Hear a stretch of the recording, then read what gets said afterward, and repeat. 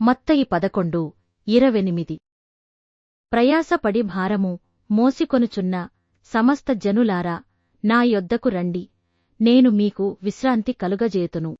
ఈ వాక్యంలో యేసు ప్రభువు మన జీవితంలో ఉన్న శ్రమలు, బాధలు, సమస్యలు, పాపభారం అన్నింటినీ సూచిస్తున్నారు.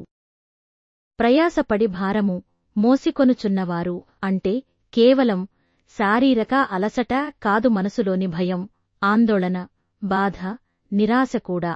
యేసు చెబుతున్నారు, నీ సమస్యలు ఎంత పెద్దవైనా నువ్వు ఒంటరిగా మోసుకోవాల్సిన అవసరం లేదు.